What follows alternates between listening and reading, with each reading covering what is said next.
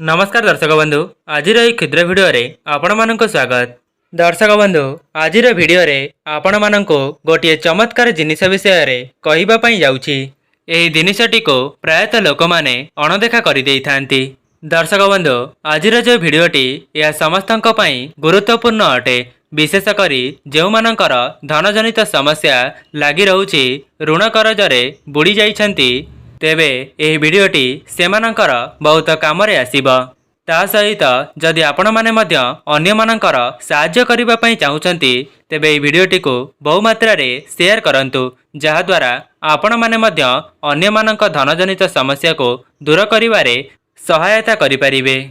सेथिपई आपण मानकु अनुरोध, भिडियोटी को शेष पर्यंत अवश्य देखंतु एवं जो उपायटी को मु कहिबा पई जाउची बहुत ध्यान सहकारे बुझिबा पई चेष्टा करंतु। दर्शक बंधु दुबघासर जो उपायटी मु आपण मानकु बतैबी, यह संपूर्ण भावरे आपणकर जीवन को परिवर्तन करिदेव। दर्शक बंधु आपण मानकु हुए तो दुबघासटी साधारण लागुथाए, किंतु शास्त्र अनुसार सामान्य देखा जाउथिबा एही दुबघासटी आपणक धनजनित समस्या को सबुदिन पई दूर करिबारे सहायता करिथाए। दर्शक बंधु कौन आपण माने गोटिए कथा लक्ष्य करिसेंती, जेतेबेले आमर कौनसी भी शुभ कार्य होइथाए सेतेबेले दुबघासु को ही प्रथमे प्राधान्य दिया जाइथाए। काहेकि ना एही दुबघासटी बहुत चमत्कारी शक्ति रे भरी होई रहिथाए। आपण माने जानिछंती कि नाही मु जानि नाही, किंतु दुबघासर चेरारे स्वयं माँ गंगा वास करिथांती। आज्ञा हाँ दर्शक बंधु दुबघास विषय रे बहुत कम लोक ही जानी थांती। दुबघासटी देवी दुर्गा एवं गणेशंक पाखरे चढ़ा जाइथाए। एहाकु करिबा द्वारा देवी दुर्गा एवं श्री गणेश आपणक पूजारे संतुष्ट होई आपणकर समस्त बाधा विघ्न को दूर करि दियंती। ता सहित प्राचीन शास्त्र रे एहार अगणित फायदा विषय रे वर्णना करा जाइछि।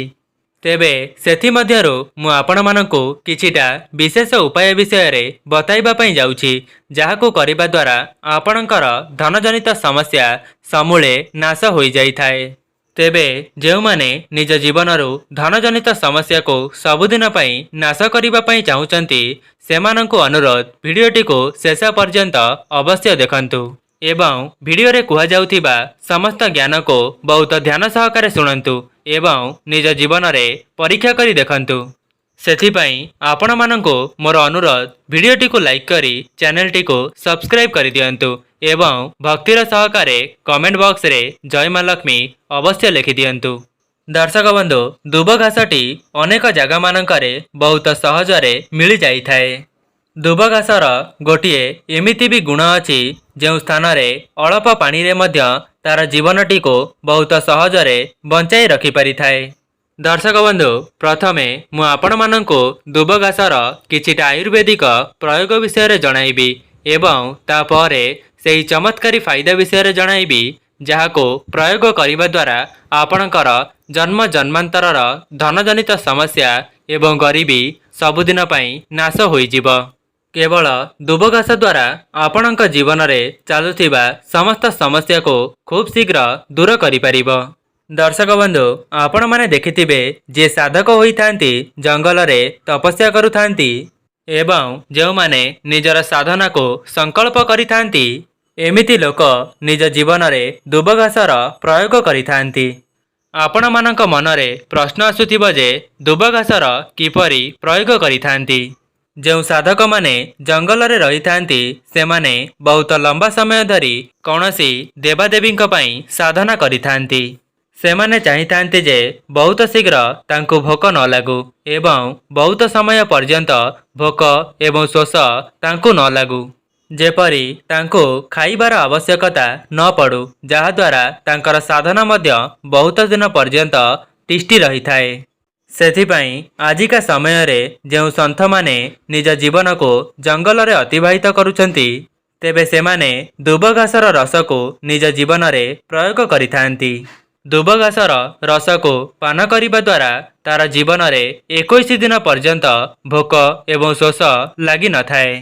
जो साधक माने जंगल रे रही थांती से माने केवल दुबघासर रस को पान करिबा द्वारा तांकर 21 दिन मध्य रे कौनसी भी भोक शोष लागि न थाए। ଏହାପରେ ସେହି ଦୁବ ଘାସର ରସଟି ଆପଣଙ୍କର ଶରୀରର ତାପମାତ୍ରାକୁ ମଧ୍ୟ କମ୍ କରିଥାଏ। କାହିଁକି ନା ଖରା ଦିନରେ ଆମ ଶରୀରର ତାପମାତ୍ରା ବୃଦ୍ଧି ପାଇଥାଏ, ଯାହାକି ଦୁବ ଘାସର ରସ ହିଁ ଆମ ଶରୀରର ତାପମାତ୍ରାକୁ କମ୍ କରିବାରେ ସହାୟତା କରିଥାଏ। ଯଦି ଆପଣମାନେ ମଧ୍ୟ ଗରମରୁ ନିଜର ରକ୍ଷା କରିବାକୁ ଚାହୁଁଥାନ୍ତି ଏବଂ ନିଜର ତାପମାତ୍ରାକୁ କମାଇବା ପାଇଁ ଚାହୁଁଥାନ୍ତି, ତେବେ ଆପଣମାନେ ଗୋଟିଏ କପ୍ରେ ଦୁବ ଘାସର ରସକୁ ପ୍ରସ୍ତୁତ କରି ଏବଂ ସେଥିରେ 5-6ଟି ମିଶ୍ରି ମିଶାନ୍ତୁ ଏବଂ ତାକୁ ଭଲ ଭାବରେ ମିଶ୍ରଣ କରିସାରିବା ପରେ ସେହି ଦୁବ ଘାସର ରସକୁ ପାନ କରନ୍ତୁ। ଆପଣଙ୍କ ଶରୀରରେ ଯେତେ ବି ତାପମାତ୍ରା ଥାଉ ନା କାହିଁକି, ତାହାକୁ ସଙ୍ଗେ ସଙ୍ଗେ ସେହି ରସଟି କମ୍ କରିଦେଇଥାଏ। ଦର୍ଶକ ବନ୍ଧୁ, ବନସ୍ପତି ଶାସ୍ତ୍ରରେ ଦୁବ ଘାସ ବିଷୟରେ ସ୍ପଷ୍ଟ ଲେଖାଯାଇଛି ଯେ ଏହାର ପ୍ରତିଦିନ ଦୁବ ଘାସର ରସକୁ 2 ସପ୍ତାହ ପାନ କରିବା ଦ୍ୱାରା ମନୁଷ୍ୟର ରକ୍ତଜନିତ ସମସ୍ୟା ସବୁଦିନ ପାଇଁ ଠିକ୍ ହୋଇଯାଇଥାଏ।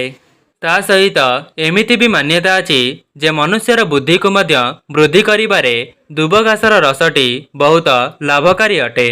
ଦର୍ଶକ ବନ୍ଧୁ, ଯେଉଁମାନେ ବି ଏହି ଭିଡ଼ିଓଟିକୁ ଦେଖୁଛନ୍ତି, ଯଦି ସେମାନଙ୍କ ଘରେ ଛୋଟ ପିଲାମାନେ ନିଜ ପାଠପଢ଼ାରେ ମନ ଲଗାଉନାହାନ୍ତି ଏବଂ ଆପଣମାନେ ଚାହୁଁଛନ୍ତି ସେମାନଙ୍କର ପାଠପଢ଼ାରେ ମନ ଲାଗୁ ଏବଂ ତାଙ୍କର ସ୍ମରଣ ଶକ୍ତି ବୃଦ୍ଧି ପାଉ, ତେବେ ଆପଣମାନେ ପ୍ରତ୍ୟେକ ଦିନ ଦୁବ ଘାସର ଅଧା କପ୍ ରସ ବାହାର କରନ୍ତୁ ଏବଂ ସେହି ପିଲାକୁ 5 ଦିନ ପର୍ଯ୍ୟନ୍ତ ପିଇବାକୁ ଦିଅନ୍ତୁ।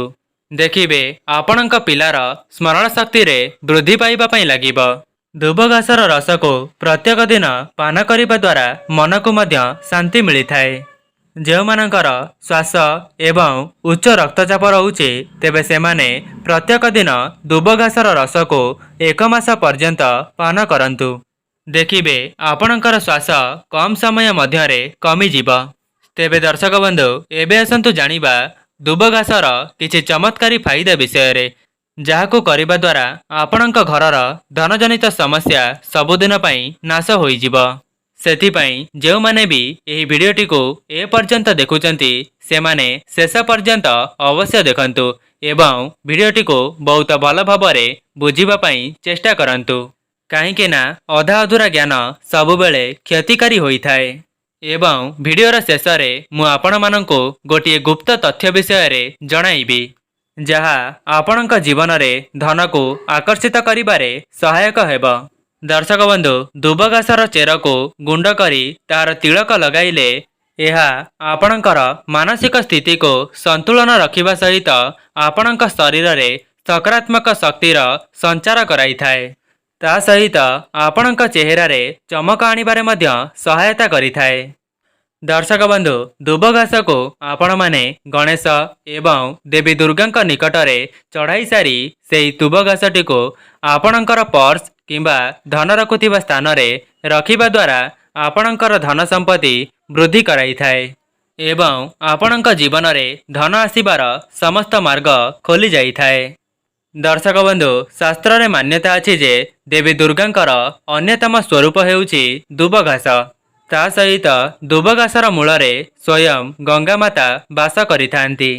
ସେଥିପାଇଁ ସମସ୍ତ ପୂଜା ପର୍ବାଣୀରେ ଦୁବ ଘାସର ବହୁତ ମହତ୍ତ୍ୱ ରହିଛି ଏବଂ ଯେଉଁ ସ୍ଥାନରେ ଦୁବ ଘାସ ରହିଥାଏ, ସେହି ସ୍ଥାନଟି ସବୁଦିନ ପାଇଁ ପବିତ୍ର ହୋଇଯାଇଥାଏ। ସେଥିପାଇଁ ଯେଉଁମାନଙ୍କର ଧନଜନିତ ସମସ୍ୟା ଦେଖାଦେଉଛି, ତେବେ ସେମାନେ ଦୁବ ଘାସକୁ ନିଜ ପର୍ସରେ ଅବଶ୍ୟ ରଖନ୍ତୁ। ଦର୍ଶକ ବନ୍ଧୁ, ଶାସ୍ତ୍ରରେ ମାନ୍ୟତା ଅଛି ଯଦି ଆପଣମାନେ ଦୁବ ଘାସର ରସକୁ ପାନ କରିବେ, ତେବେ ଆପଣଙ୍କୁ ସ୍ୱୟଂ ଦେବୀ ଦେବତାଙ୍କର ଆଶୀର୍ବାଦ ସଦାସର୍ବଦା ପ୍ରାପ୍ତି ହେବ। ଦର୍ଶକ ବନ୍ଧୁ, ଯେଉଁମାନେ ନିଜ ଶରୀରରେ ବୁଢ଼ାପାକୁ ଦୂରେଇ ରଖିବା ପାଇଁ ଚାହୁଁଛନ୍ତି, ତେବେ ସେମାନେ ଦୁବ ଘାସର ରସକୁ ପ୍ରତ୍ୟେକ ଦିନ ପାନ କରିବା ଦ୍ୱାରା ତାଙ୍କର ବୁଢ଼ାପା ବହୁତ ଶୀଘ୍ର ତାଙ୍କୁ ସ୍ପର୍ଶ କରିନଥାଏ। ଆପଣମାନେ ପୁରୁଣା କାଳର ଲୋକମାନଙ୍କୁ ଦେଖିଥିବେ, ଯେଉଁମାନେ 100 ବର୍ଷ ପର୍ଯ୍ୟନ୍ତ ବଞ୍ଚିଥିଲେ ଏବଂ ତାଙ୍କ ଶରୀରରେ ସେପରି ଚମକ ବଢ଼ି ଚାଲିଥିଲା ଏବଂ 100 ବର୍ଷ ପର୍ଯ୍ୟନ୍ତ ତାଙ୍କର ବୟସ ଜଣା ହିଁ ପଡ଼ୁନଥିଲା। ଅର୍ଥାତ୍ ଦୁବ ଘାସଟି ଶରୀରରେ ଯୁବାବସ୍ଥାକୁ ବୃଦ୍ଧି କରାଇବାର କାମ କରିଥାଏ। ଦର୍ଶକ ବନ୍ଧୁ, ଦୁବ ଘାସଟି କୌଣସି ସାଧାରଣ ଗଛ ନୁହେଁ, ଏହା ଚମତ୍କାରୀ ଶକ୍ତିରେ ଭରି ହୋଇ ରହିଥାଏ। दर्शक बंधु जदि आपण माने मध्य दुब घासर अनेक फायदा विषय जानिबा पई चाहुचंती तेबे कमेंट बॉक्स रे अवश्य लिखि दियंतु। मु आपण मानक निकटको आउ एक वीडियो प्रस्तुत करी नेई करी आसीबी।